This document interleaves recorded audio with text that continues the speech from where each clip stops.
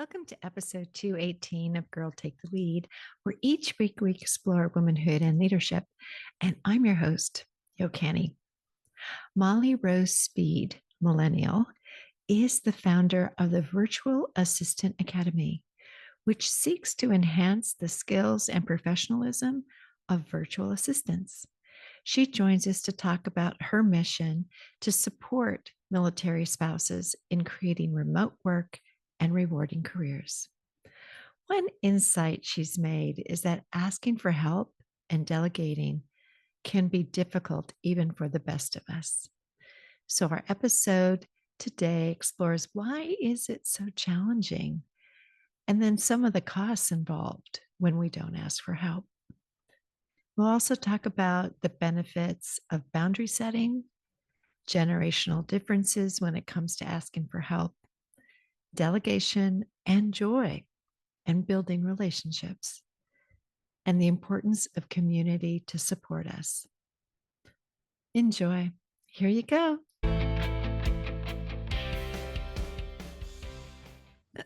So, Molly Rose, welcome to Girl Take the Lead. And this is going to be one heck of a conversation. I can't wait to get into it. So, thanks for coming. Me as well. Thank you for having me. I'm excited to chat about this topic today. Yeah. So, why don't we start? If you would just sort of introduce yourself to our viewers and listeners, that would be great. Yes. So I am the founder of Virtual Assistant Academy and Virtual Assistant Management. It's a training and placement service for virtual assistants. This came about 13 years ago before I even knew what a virtual assistant was. I found myself in this role, quitting corporate America for probably several of the reasons we might talk about today. And I started this to serve the population of military spouses first. I saw a lot of women needing work remote positions, needing their autonomy back, and just creating this as a career field that I could train them in and then find jobs for them is kind of where this took us. So I, as a result, have learned a lot about both sides of the business, supporting business owners and then coaching business owners on how to get crystal clear in what it is that you need from an assistant, and then delegating and offloading so we can have some relief in our businesses, in our days, in our personal lives. Yeah. So that's it in a nutshell. I think it's just great. And thank you for your service and for helping others in that. I Thank you. really admire that. So thank you very much for that. Yes. So, in your work, I know you and I met and we were talking about planning. One thing you saw was this topic about delegation and like for you, I'm sure when you're trying to help a client and it's so hard for them to delegate. hmm Um, Now, why is that so challenging and what do you see there? Yeah, I think it can be extremely difficult to delegate because, especially for women, and we're going to probably speak to that mostly today, we have a hard time asking for help Mhm. for reasons that include control. We like to be in control of things. We find it to be a weakness if we're asking for help.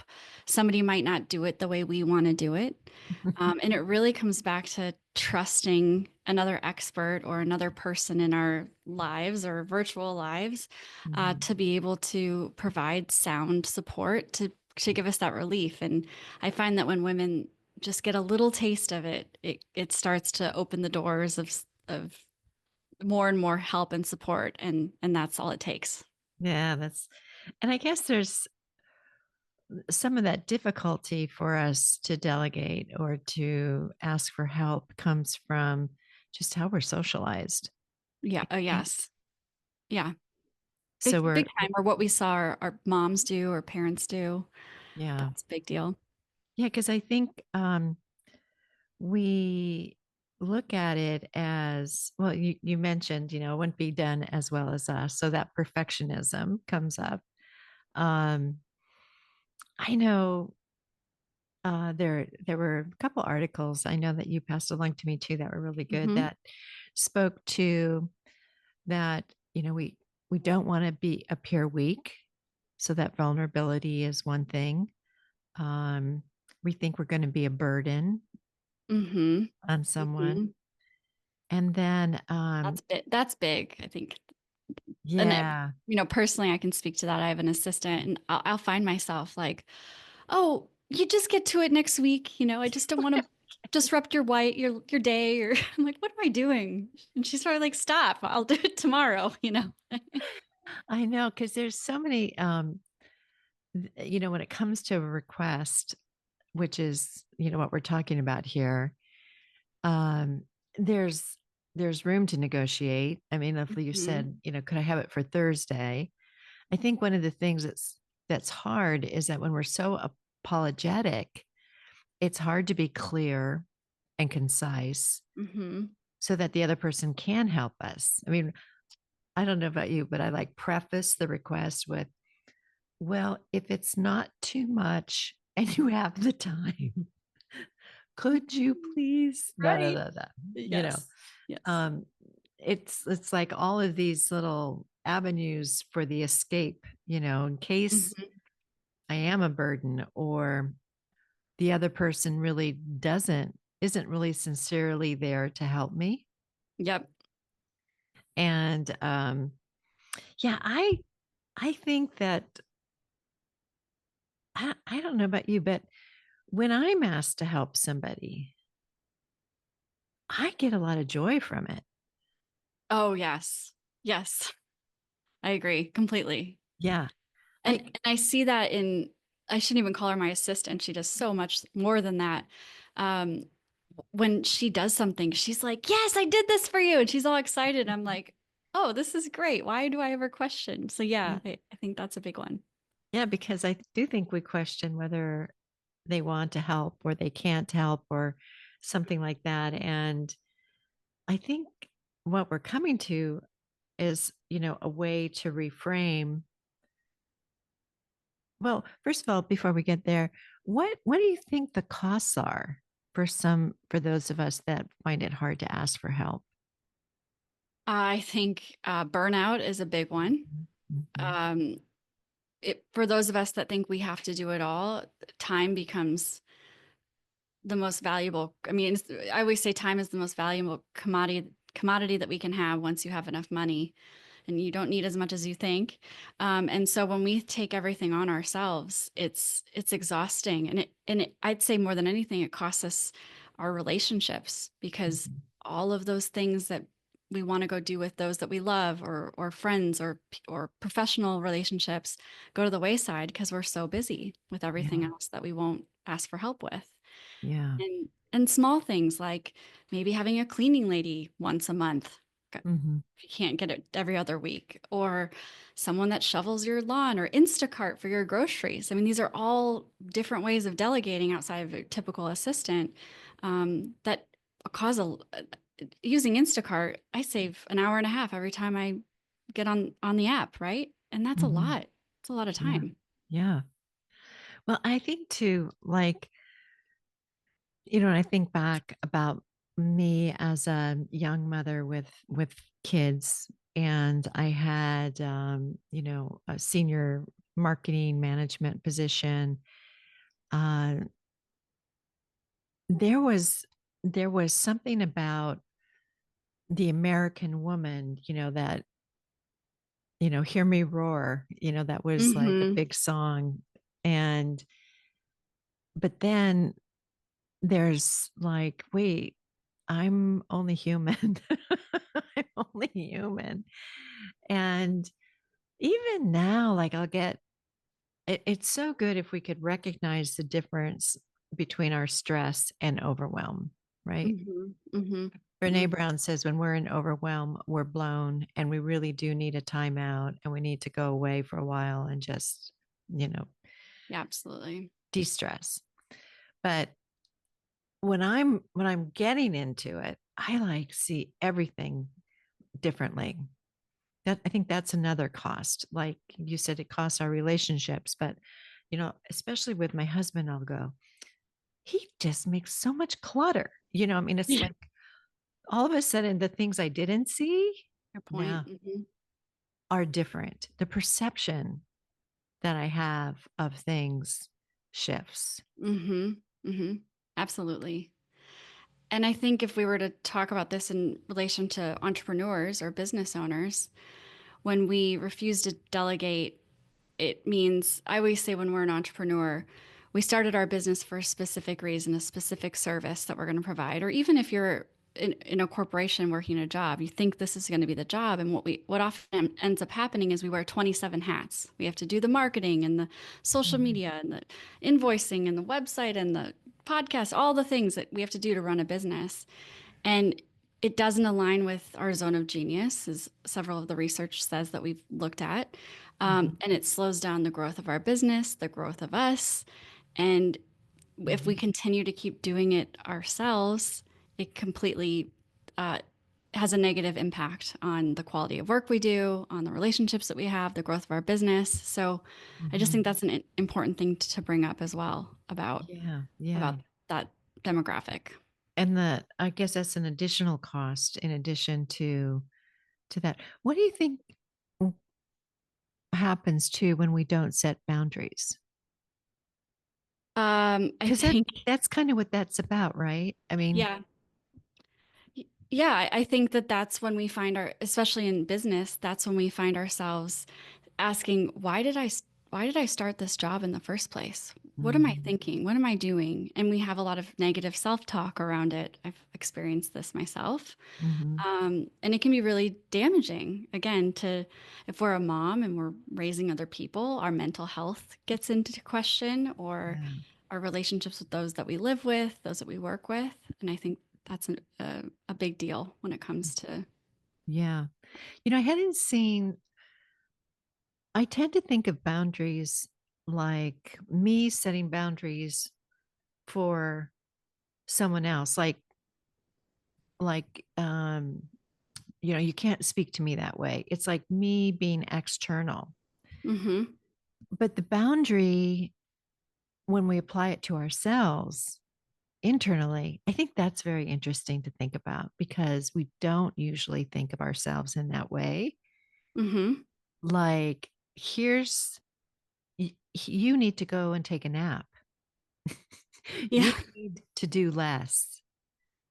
You need to watch your energy. Like, Hmm. because those are boundaries, right? Yes, yeah. And we have to impose and respect the boundaries that we impose, right? We have to Yeah. honor them. And that's a hard thing to do. For example, let's say working, you decide today you're going to work till 3 o'clock and that's it. Because you know that anything after three is going to burn you out, right? It's too exhausting. It's probably unproductive.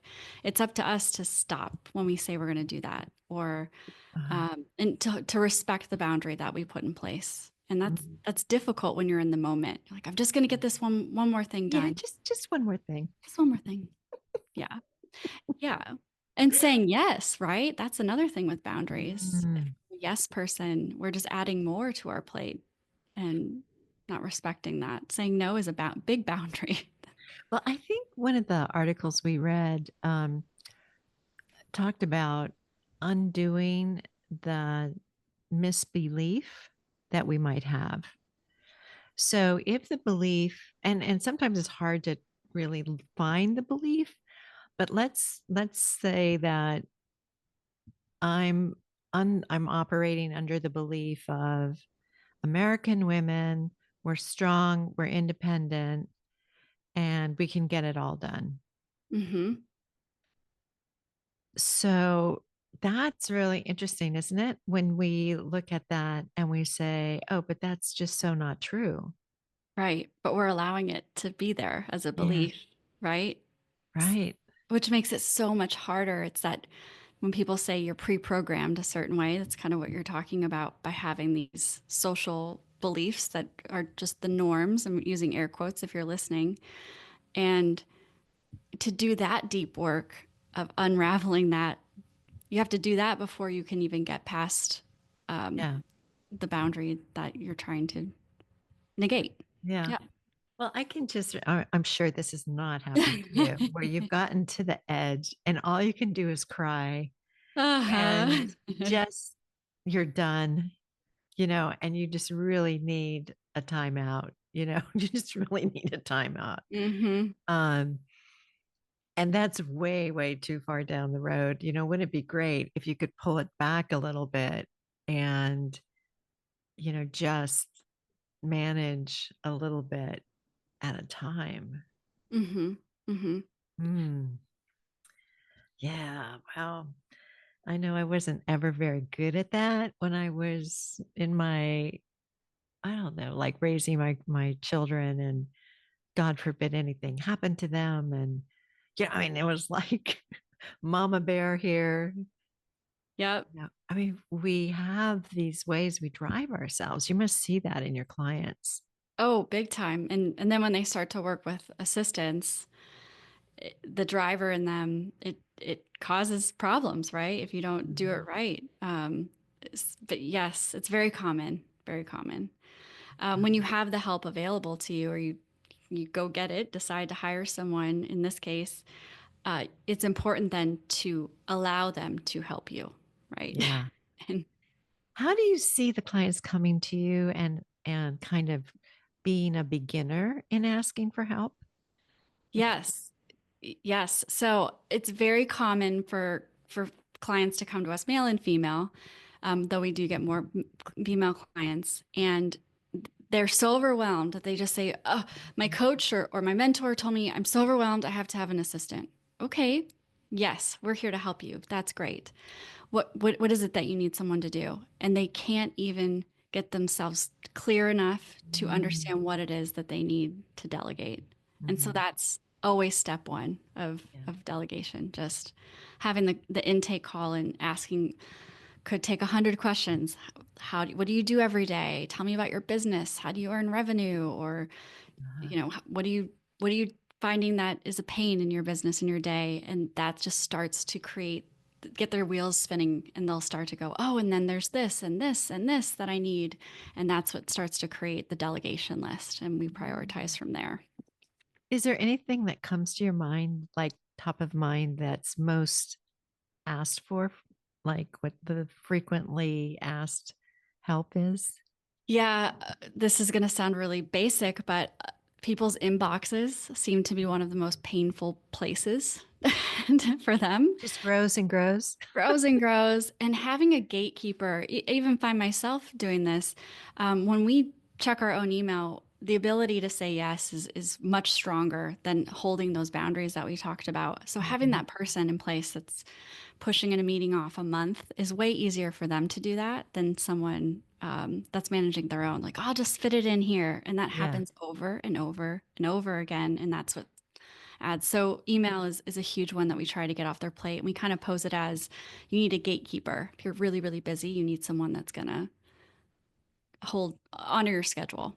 Yeah. Yeah. So do you get individual women coming to you too, like moms, or We is it mostly that your clients are Mostly companies? our clients are business owners themselves or Mhm. executives.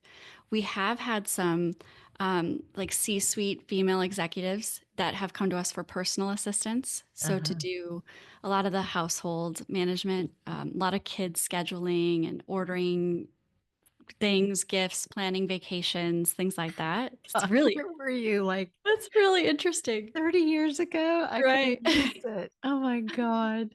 Yeah, yeah. And that's fun because the assistant, gets to know the family and colors and what they like. And, she's like, I ordered the little girl's tutus for her ballet, and I called the grandparents to make sure it was on their calendar. Things like that. It's crazy, but this woman can show up when she's home. That was the result of that situation, Yeah. you know. Yeah. Wow. That just sounds terrific. Yeah. I guess, do you think that it's changed generationally, Valeros? Do you think it's like younger generations are more willing to get the help as opposed to older generations, which are probably more entrenched in that belief, misbelief, maybe, that they can do it all? Yeah, oh, for sure. I mean, if you think about our moms, right? They're the ones that were taking care of the household. They did it all. The man worked. And we're Hmm. starting to definitely see that change. There's way more women in the workforce. More women are going to college than men these days. Yep. And so that's going to shift and continues to shift. So yes, 1,000% just on the base, where's culture's going today. Yeah. Mm, that's very reassuring and Hmm. hopeful that the younger generations don't burn themselves out or drive themselves Yeah. crazy with trying to do everything. Yeah. And, every generation I feel like above bashes the generation below them, So as a millennial, the stigma against the next generation is that they're entitled and they don't like to work hard. And we all know that that's not true. And the generation above me said the same thing. So I think let's just see how it Exactly. plays out. Exactly. Well, a couple of the articles that we read, what else did they say could help us? Okay, identify misbeliefs. That might help us, but change your perspective. We kind of talked a little bit about that too, right? That maybe people don't see us as a burden and maybe vulnerability is not a weakness. Hmm. Um, and I just keep going back to if someone gets joy in helping, like it's a miracle. Like like they can Yes. help me. It's like, yes, I want you to. It's like it's not just a one-way street, right? Yeah. And what's cool that I've learned about virtual assistants in my group is that just like you said, we actually get joy of being type A and going into someone's chaos according to Yeah. them and fixing it and helping them. It's like this is my joy and you can go have your creative joy probably doing something else while I take care of this stuff for you. So it really there are people that want to help and support you, Yeah. and I think that's a big deal. A bit of research I wanted to share was Linda Babcock. She's a professor of econ at Carnegie Mellon, and she's the author of Ask for It, which sounds like Mhm. a book most people, women, probably need. They do. Um, but she says that we often prioritize relationships and harmony, which makes us hesitant to ask people to help us because just Mhm. kind of like what you said earlier, it's like, oh, I don't want to be a burden. I don't want to do that. But I just want to echo that when people give me a mess and I get to fix it digitally, usually I'm thrilled. When I have 10,000 emails in an inbox and I get it down to zero, that's like a fun project. And Mhm. most people delegate or that are doing the delegating would think that it's such a burden that they have to do that, or they're so embarrassed that they have to outsource that. Uh, Yeah. but there's people out there that want to do that work. Yeah. I think it's just such a, we tend to think that the if we can break up that thought that it's a burden on somebody, um, especially when, it's a friendship or something like that. I think when we break that up, it does allow for a different kind of energy to come between the people and to come like creativity can flourish. Mhm. You can't be creative in overwhelm. No, absolutely not. And if we want, that good life, for me that includes being able to be creative and have enough energy to do things that we want. We have to let go that it's going to be a burden on somebody. Mhm. We have to shift that. Yes. Yes. And and when you delegate, there's a kind way to do it and not just do this, do this, do this. You have to recognize the person that you're delegating to and you'll build a relationship with this person usually if you're doing it Mhm, right. mhm, mhm. And so you have to be cognizant of that. And it becomes a joy. Every time I get to talk to my assistant, I look forward to it. I enjoy it. She mentors me more than I mentor her. Yeah. I'm learning so much. So you have to factor that in too. I think building the relationship and having that person have autonomy and supporting you. It doesn't matter how they're getting it done for you. It's when and how or when and what they're doing for you. So that's also something just to recognize. Yeah, we when we were talking a moment ago about the Babcock book, I loved in the other book, which was Women Don't Ask. She makes the point that women make terrific negotiators Mm. because we come at things like cooperatively and not about competitively. Mm-hmm. And there's a gender difference in how we negotiate. And I loved that because let's say we ask for help and we make a request, we can negotiate that. Like if the other person is like, oh, I'm like, well, what about not maybe not Wednesday? What about Friday? Oh, works better. Like it's we have that advantage, Hmm. which I don't think we often recognize in ourselves as women. Yeah, what comes to mind is being flexible. We're Mm, accommodating. We care a lot more than I think the male gender. uh-huh. Yeah, and it's a softer relationship than that. Yeah, Yeah. absolutely. So, but anyway, I think we've the other couple other things in the article that you sent, and we'll have all these articles and resources in the show notes for everyone. So, um, that we have to kind of get to that point that we're worthy for help Mm-hmm. and have self compassion and self love. Absolutely. I have a mentor and she coins the phrase permission granted. And a lot of what she talks about with women is about this delegation. Permission granted to get the nanny, permission granted to have someone come in and cook for you, permission granted to get the assistant or go check yourself into a hotel for a few nights to have some time. Like it is 100% okay. And when you hear it from someone else, especially her name's Patty Aubrey. She was the brains behind Chicken Soup for the Soul, if anyone remembers those books. And I watch her coach women. I've seen her coach hundreds of times, and it's just this relief when she says it to them. And so whoever you need in your life to get you to say permission granted, go do that. It's okay. I think that's a big deal. And Yeah, yeah, I love that. yeah, I do too. It's great. Maybe we need a T-shirt or something that says Yeah, permission granted. permission granted on all the things. Absolutely. Well, Molly Rose, is there anything else that we didn't cover that? I mean, this is such a rich topic. I just love it because, I mean, there's so much out there and so much room and space we can give ourselves and love ourselves so that we don't do it all ourselves. Hmm. Hmm.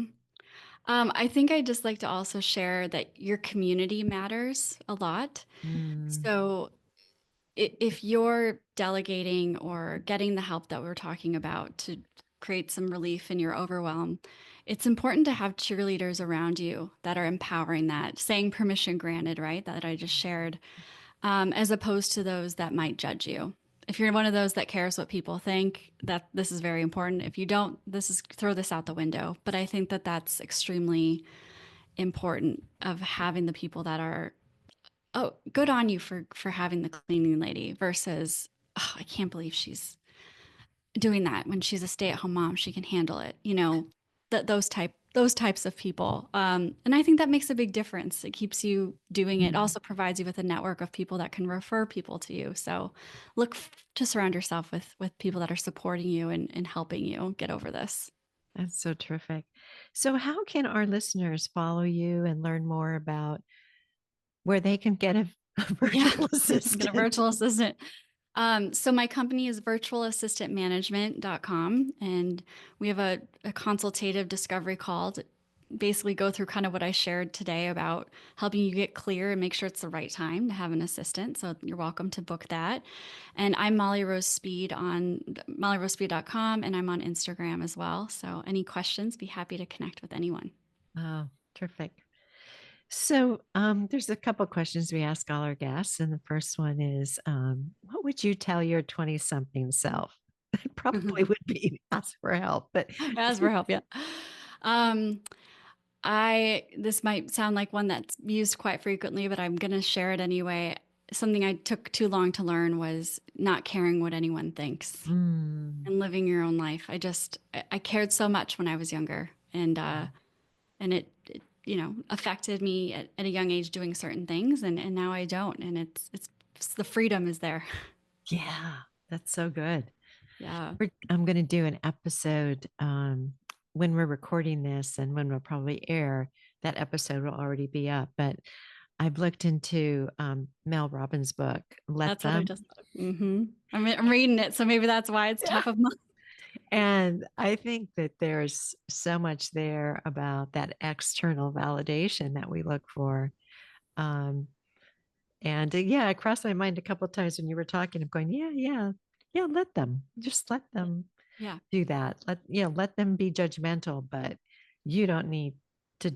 You can make a choice about what you're going to do. absolutely. And yeah. Okay. And the last thing is if you had a chance to go to our website and look at our shop, was there a card or a book a card or a gift that spoke to you? Yes, I love the Shine card. Oh, sounds good. um, it spoke to me about just empowerment, self-belief, and yeah, I loved it. Oh, great, great, great. Well, again, thank you so much for joining us and jumping in with this topic. I know we kind of created it together, hmm and I thought it was terrific. And thank you so much for being here today. Thank you for having me. Loved the conversation, and everyone have a great day.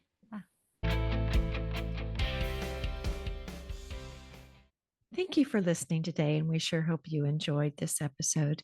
If you did, please leave a comment wherever you listen to your podcasts. Tell a friend about us. Join our public Facebook group, Girl Take the Lead, or visit our website, girltaketheleadpod.com. We also have a YouTube channel where your subscription would be appreciated. Once you're on YouTube, search at Girl Take the Lead.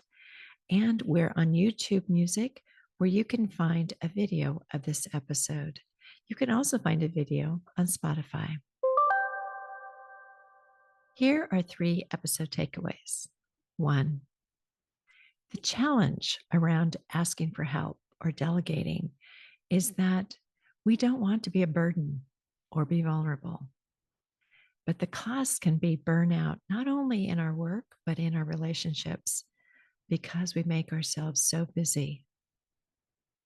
And our perception can shift when we're that busy and everything seems harder. 2, questioning the underlying misbeliefs and seeing the ways we drive ourselves can help us to set boundaries and ask for help so that we're clear about what we're asking for. And 3, cultural trends indicate that younger generations are more prone to ask for help. Hallelujah. Our next guest will be Laura DeCranker Langley, author of the book Through the Fire: Empowering Parents of Kids with Cancer. She has a very inspiring story, and she shares with us as a cancer mom and advocate for parents of children with cancer. Her mission is to empower families going through medical trauma with tools and tactics to help them navigate their new everyday normal. Whoa, is all I can say to the insights she offers us, and even the wisdom of her 3-year-old daughter, Cecilia. You'll learn about positude and new dimensions of gratitude. So please join us again, and thank you for being here. Talk to you soon. Bye.